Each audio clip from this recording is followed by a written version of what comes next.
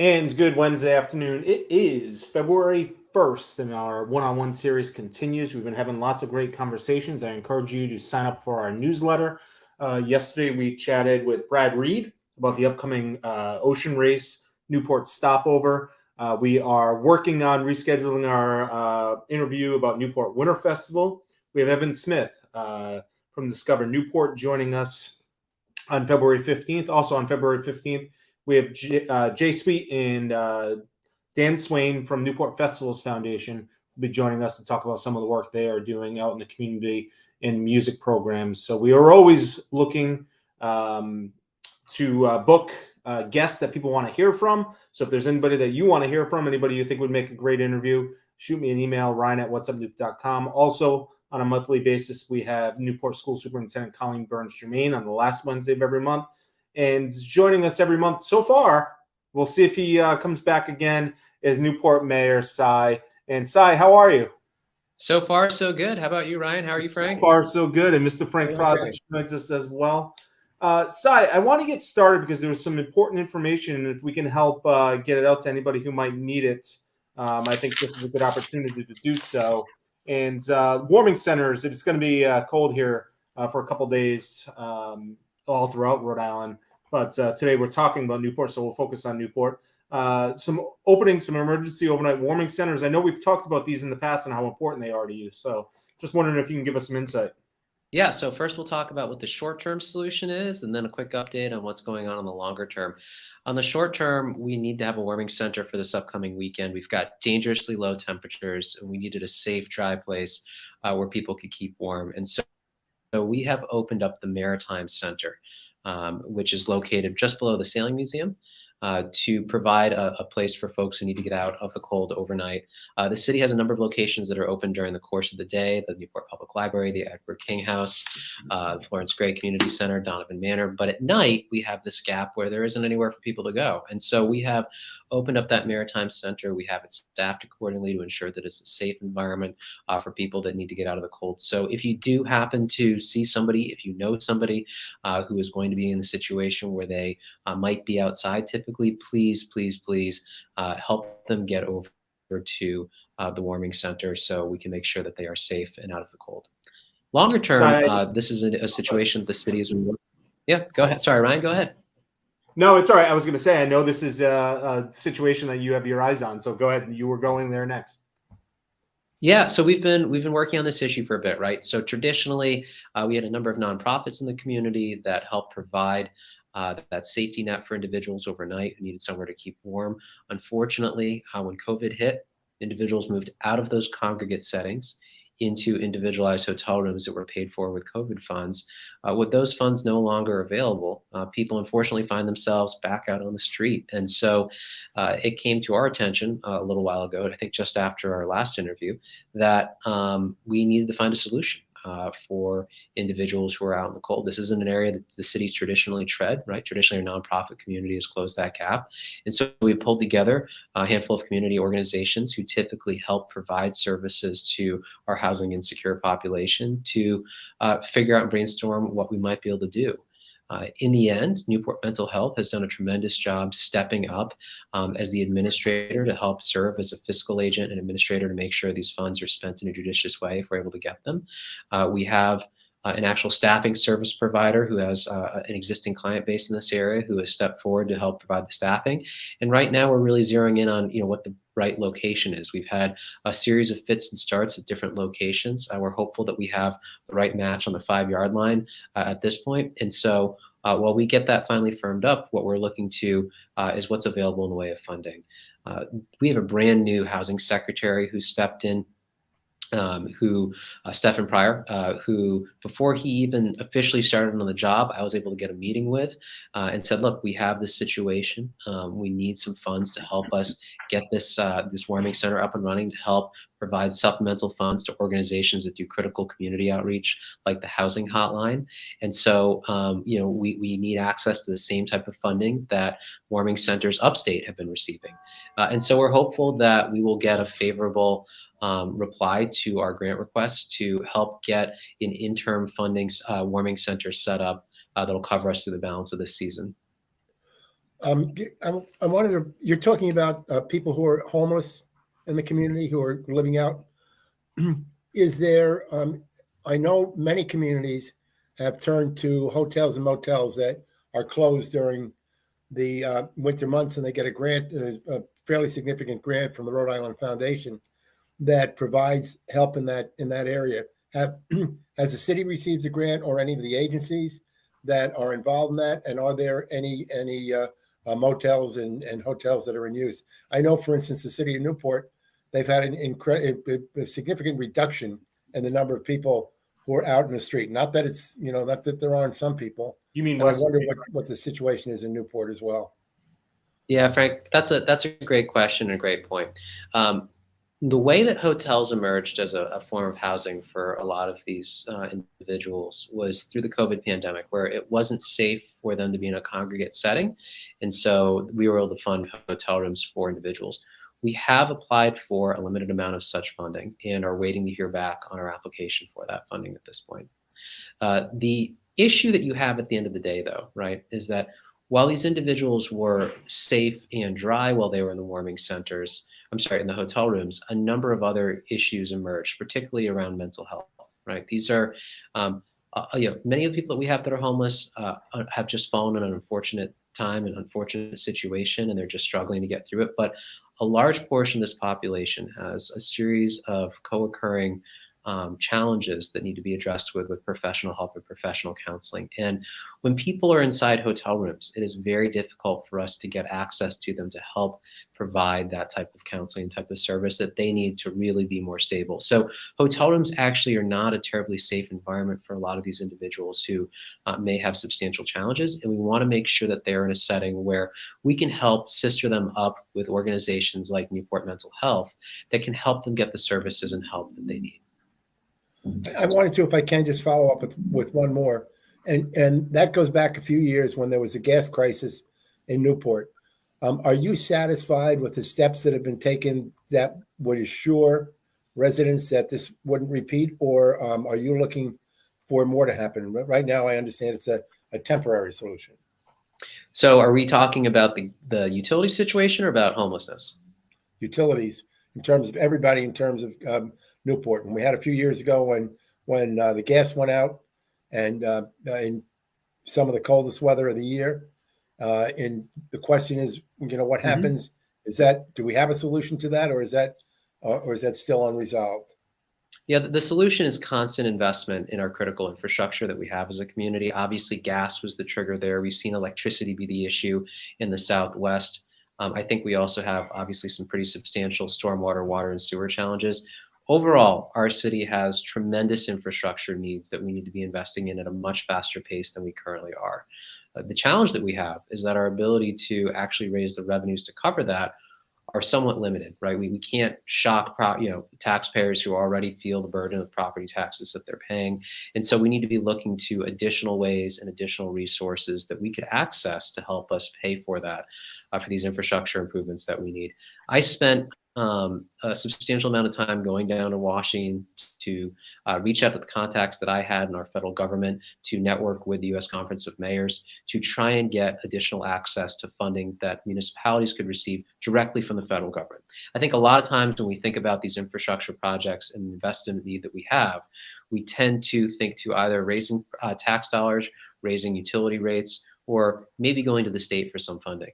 The reality is that the Infrastructure Jobs Act and the bipartisan efforts around the Inflation Reduction Act include substantial amounts of funding for public infrastructure, both in the form of direct grant funding from the federal government directly to municipalities, as well as funding provided through our state partners, and in addition to specific federal loan programs that are extremely low interest rate, long-term loans to help us finance these infrastructure improvements that we need to avoid events like the critical gas outage that Newport grappled with several years ago. Mayor, it's a week of priorities with legislative session. Rhode Island Cities and Towns Rhode Island League of Cities and Towns, which is a membership organization, earlier today put out their priorities for the legislative session. We have those all up on What's Up Noop. I know City Council tomorrow night will be hosting a workshop to put an agenda together of what their priorities are. On Saturday, you'll be meeting with the legislative session. Take us to Newport and the Rhode Island League of Cities and Towns. Are the priorities all lining up, or is Newport going to have some special priorities you think that they bring to the legislative session? Yeah, so we are a member of the League of Cities and Towns, and so the typical types of requests that you see coming out of the league are going to be the types of requests that we are going to align with. I am going to avoid foreshadowing too much of the work that needs to be happening tomorrow night when our council as a whole meets to discuss the different priorities that we have as a council that we want to bring to our legislators. What we're trying to do with working group meetings like the one that we're having tomorrow night, with meetings like the goal setting workshop that we had earlier in January, is to ensure that this council is aligned on issues. What we don't want to have happen is what we've seen occasionally happen with Newport in the past, where there isn't that alignment with the council itself, there isn't that level of organization. And so all of a sudden a bill shows up in front of the House Finance Committee where we should have a very favorable audience with Chairman Marvin Abney down there. And all of a sudden you've got councilors and administration showing up on two sides of an issue and not being coordinated. And therefore it's really unclear as to what Newport's priorities actually are. And so what we're going to be doing tomorrow evening is making sure that we are coordinated on the ask that we are making of the state with regards to this next legislative session. Now, I will foreshadow a couple areas that I do highly expect to come up. The first is housing and the flexibility with which we are able to address housing. The second area I would say would be education and the school funding formula and how we ensure that Newport continues to receive a fair amount of aid. And the third area really is going to be around that ability for Newport to raise revenues in ways other than traditional property taxation. How can Newport help get a better share of the revenues that are flowing through it on a regular basis, particularly with regards to things like short-term rentals? Excellent. While Frank thinks here, I am just going to go back to the goal working. I do that occasionally. The biggest takeaways from the goal setting workshop that happened in January, for those that didn't sit through it, what should people know are the goals of this Newport City Council? Well, I want to start with something big picture, which is that the council overall is listening and we are hearing people. And the way that I know that to be the case is that if you stand back and you just look through what the actual specific priorities were that came up for councilors, regardless of what this reasoning might have been behind how they reached that priority, a lot of the same themes kept coming up, specifically housing. Right? We have a situation in Newport where we need to address housing for the entirety of our community, specifically middle-income housing, workforce housing. This is the missing middle of housing that you hear an awful lot about. In Newport, we have had an exceptional amount of increase in housing expenses since 2015. The cost to own a home in Newport has increased by 64%. The cost to rent has increased by 35%. So it's become much more difficult to buy a home, and it's become similarly difficult to stay in your home. These rates, just for perspective, are almost double of what they are in other parts of the state. And so that is driving a substantial housing crisis for Newport. When you step back and think, how do we get into the situation that we're in right now? It's sort of like that quote, gradually, then all of a sudden, right? Over the years, Newport's population declined, and we retooled our economy into being very tourism focused, into being a vacation type home. And so we went from a population of a little under 50,000 to a population of about half that. It's not like we all of a sudden demoed a bunch of housing stock, but a lot of that housing stock converted. A lot of those multifamily homes were converted into single family homes. And that's a trend that's kind of continued over time. And so while we've spent a lot of time on larger multifamily developments, projects like the Cranston Calvert School, you have this constant erosion of our existing housing stock that's occurred, not through a big blanket demolition, but taking that multifamily home that maybe 3 or 4 families lived in and just converting it into a giant home that's occupied for maybe just a portion of the year. And so when you look at the net numbers, what does this mean? Frank and Ryan, if you were both to guess, what do you think the net number of housing units is that Newport has added since the year 2000? Oh, wow. Since the year 2000. So we're going 23 years? Yeah, 2 decades. My guess would be a few hundred, 300-400 maybe. Ryan? Yeah, I would probably say 100. Okay, well, it's good. It's good news that the casino is closed because you would not have hit the bid on that. 24, Wow. 24 net new housing units in the city of Newport. And so that erosion of our housing stock is real, and you start to see those other numbers that I just mentioned earlier on the increase in the cost of living. This is a scarcity problem that we have, despite the fact that our population has been declining. Similarly, when the U.S. Census went around and did their work for the American Community Survey, 24%, 1 in 4 homes in Newport were found to be vacant. That means that they were either vacant and with no signs of somebody living in a property when somebody went by, or that it was clear that that was not a primary dwelling unit for somebody. And so we're not using our housing stock on the island as well as we should have. That's driving that dark neighborhood experience that we all see right now when we walk through not just the neighborhoods we traditionally associate with being a vacation neighborhood, but every neighborhood in this city. And it's been further exacerbated by technology like Airbnb, like VRBO, that when done right and done legally are wonderful things to be able to use. But when we have an illegal surge in these types of rentals, when we have an unchecked development of them into our neighborhoods, have really eroded our community and driven the housing crisis that we have. And so this council overall, we all feel that. We've all seen it. And we are all going to be acting collectively together to pass a series of resolutions looking to get that level of change in that we need from a policy perspective to start rebuilding and rebalancing our neighborhoods.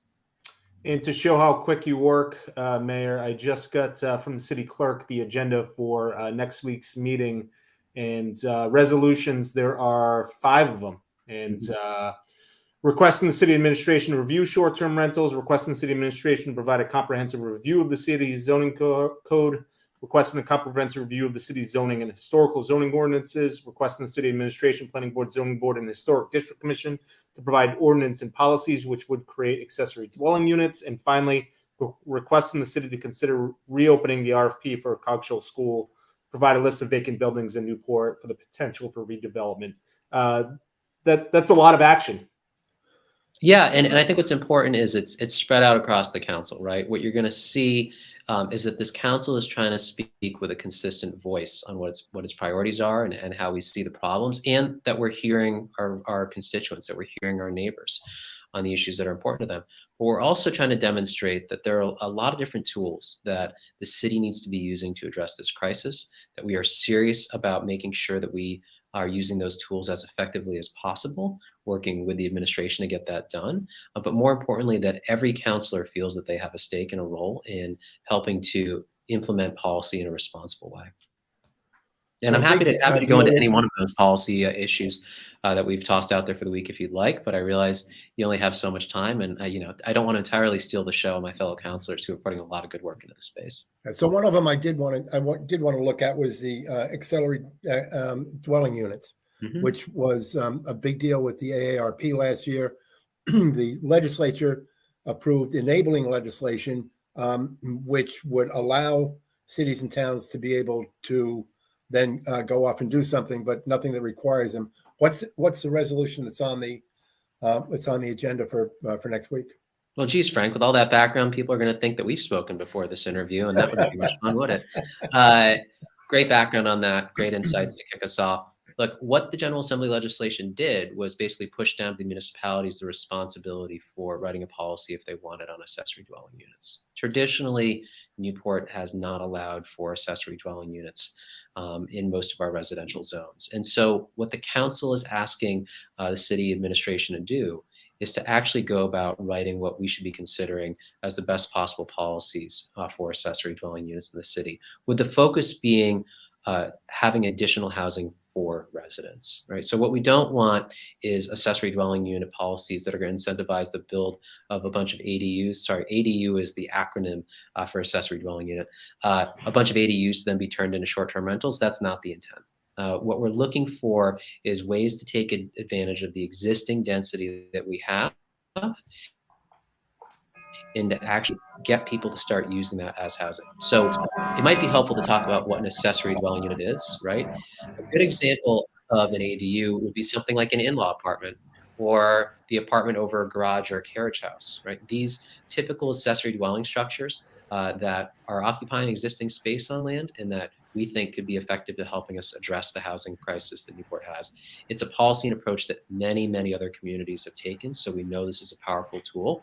We want to make sure there's a pathway to implementing it in Newport that both is attractive for homeowners, so they'll actually take advantage of it, but also is directly targeted on creating housing for residents in Newport. And a lot of that, as I understand it, is meant towards the senior population. So people aren't priced out of their homes. They have potentially an option to use. Yeah, and I'm so glad you brought up seniors and housing. One of the shortfalls that Newport has right now is the ability to help seniors age in place and to transition throughout their stages of life while keeping their home, or at least being able to stay in the community in which they live.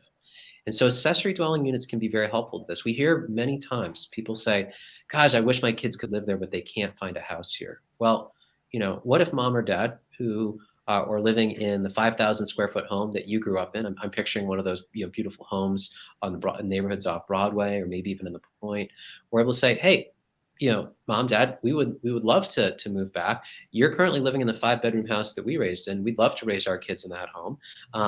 Why don't we look into building an accessory dwelling unit where you and dad can have your own space, and where we can move in and the family can be reunified together, right? That's exactly the type of approach we're hoping to be able to take with ADUs. To go from the seniors to the other end, because if I don't ask you about it, I'll be called many things. But if we start talking about the kids, any updates on Rogers High School construction, the shortfall, anything you've been hearing or working on there? And also, because I have to ask for the foreseeable future, any updates on the talks with our neighbors about any kind of movement towards regionalization? Yeah, so we'll hit on a couple topics here, but of course, I'm always going to defer to our school committee who were elected by Newporters to specifically look at public education, the responsibility we have there. The reality is that taking on a large capital project like the renovation of Rogers High School is a massive responsibility. And this is what the school committee has largely focused their bandwidth on accomplishing. And they are working through how we re-engineer Rogers to be within budget and to still deliver a school that provides top-tier programming for the students that are there. And that then, I guess, shifts our attention to regionalization. Regionalization has largely been discussed as a financial tool, a way to help close the budget gaps that are created through either a cost overrun on this building or to help save money at the fringes on administrative overhead. And that's a valuable conversation. But the first conversation we need to be addressing and answering, which is the same thing I've said consistently since I was on the campaign trail, is we need an academic plan for our students in Newport. We have a master plan for obviously land use in the city. We've got plans for the North End. We have a master transit plan that I'm sure will be a lively conversation on one of our future interviews. Where's our master plan for education? We have a master plan for trees in the city, which is, by the way, a beautiful plan. If you haven't read it, I encourage people to go to the Tree and Open Spaces resources and to read that plan. How do we have a plan for trees, but not for students in this community? And why is it that the only time we start thinking about doing something innovative is when it comes to how we could be saving money?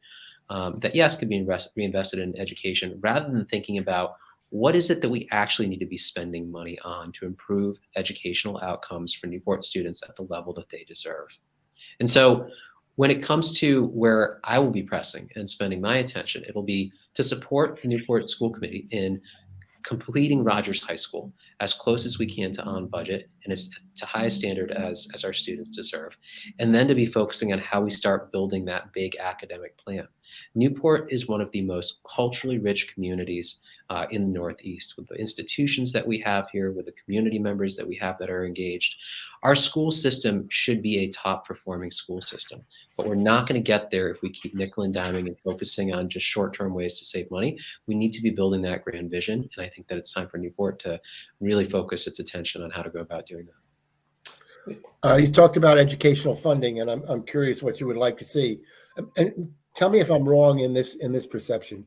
Some of that funding is based upon the median house prices of the within a community, which is skewed because in Newport, because of the mansions, which will raise that above what it may be in another community. Am I correct with that? And what are you looking for a change in the funding formula? Yeah, so I'm going to wait until we get through our council working group session to weigh in on, which version exactly of the funding formula is going to be best for us. I will note a couple things. One, the governor in general is trying to shift how we go about funding education. We've had a multi-year hold harmless period where they've sort of maintained a steady state level of funding on education, despite the fact that our school populations have declined substantially across the state, not just Newport. So there is some stabilization in there that the governor is considering. Newport is a community that, in general, with the funding that it receives from the state, isn't able to take full advantage of the reality of our demographics on the ground here. Part of that, Frank, to your point, is the median home value and how that gets allocated out across. Another part of this is population. I receive a lot of communication from wonderful residents who say, well, are things like this two-tiered tax structure that we're setting up right now fair to us? Because we're only there for part of the year and we're not sending our kids to school in the community and we're not using the same. Well, the challenge I have is that when it comes to the amount of aid that we receive through things like the school funding formula, through things like other state programs, that's tied to population. And that's tied to your year-round population, not your part-time population. So we are in a position where, as a community, we have to provide support to a population that's almost double what its year-round population is in terms of what we build out, but we're only receiving our share of reimbursement from the state for things like education based on what a much, much smaller population is. So that's one of the challenges that Newport faces with its unique profile as a seasonal community. I can only imagine the emails you get, judging based on some of the emails Frank and I receive. You have much patience, much more patience than I do, probably. We could talk for days, but I'm wondering if there's anything that you wanted to bring up today. Ryan, Frank, I can't believe you guys didn't talk about the bridge realignment process. I was going to if you said no. Well, we have the bridge realignment. Anything going on with the casino that you mentioned that is closed? Sure, the Carpianato project, the climate Navy hospital, change. anything on the northern part of the island. We could be here for hours. Let's hit bridge realignment, right? Because this impacts all of us. My house backs up to the construction. So to those of you that have been bearing through that, I feel your pain, and we'll be through it soon enough. Look, the communication and the coordination that we received from DOT wasn't at the level that we needed for that initial realignment to go smoothly. We are clearly experiencing intermittent delays that happen. It's not like there's a consistent line of cars that's sitting out there. What happens is we have these pain points where for half an hour, you'll see a backup that then passes through because they're moving construction equipment around, or maybe there's a temporary lane shift. And I was lucky enough to actually have Director LVD take our phone call, but then follow up very kindly and actually take a meeting with us to discuss what's going on with the bridge realignment. And the good news is that a large portion of this work, the actual physical ramps themselves, should be getting squared away by the time we get into this summer. Now, obviously, the summer season is our peak season. We are one of the few sites in the state that DOT works on year-round. So not just during the typical construction season, but right through the winter. And that's because they understand how important summer is to us. Our big challenge, our big ask of DOT right now is communication. We as a city council need more information to be able to provide our constituents about changes that have happened and what's going to be coming. And the community also needs a chance to engage with DOT. So later in February, the City Council will be receiving a direct briefing from DOT on the latest upgrades and improvements that are going to be coming to that bridge so that we're able to better communicate with our constituents about what's going on. And then more importantly, once we get into March, DOT has agreed to host a public forum with us to help answer some of the questions that residents may have about the bridge realignment itself. And so for the immediate stage, right, the actual construction of the bridge realignment, which should be complete by the end of 2024, we are working on improving the communication that we get from DOT on what's happening there. DOT, I think, recognizes that there were some things that did not go smoothly with the initial opening that they did, things like striping and signage. And so, we've all learned from that process, and they've agreed to help work better with us on that. The next stage of this conversation that we're going to be shifting our focus to as soon as we get through getting the actual lanes themselves shifted and unloaded is going to be how we go about getting ready to try and take ownership of those properties from DOT that are being freed up as a result of that bridge realignment, that 25 acres of potential that Newport has to really root the next phase of its economy and future. So if I can just jump in with one more question, and maybe not so related, but maybe related. The Carpianato property, where are we with that? Frank, we're past half an hour, so unfortunately, I've got it. We're opening conversations with the Carpianato group again. I think the city administration has been very clear on what it is that we need from Carpianato, from the Carpianato group in the way of reforms. This is a developer who owns an enormous amount of property throughout the region, and it is in our best interest to ensure that there is a pathway forward to getting rid of that blighted property that we have right now and starting to build whatever exists there in the future. But we also need to balance the fact that this is really an impactful project for the community around, and how we go about making sure that the expectations that we have for the future of that property as a community are clearly conveyed to the Carpianato group, and that their plans that they ultimately move forward with reflect that. At the end of the day, look, they are a private owner of real estate that are entitled to develop it within what is permitted by zoning. And so any exemption they need to that is going to require some level of give back for our community. And those conversations are open, and we're moving on them. And I'm hopeful that we can have some level of concrete progress on this in the future.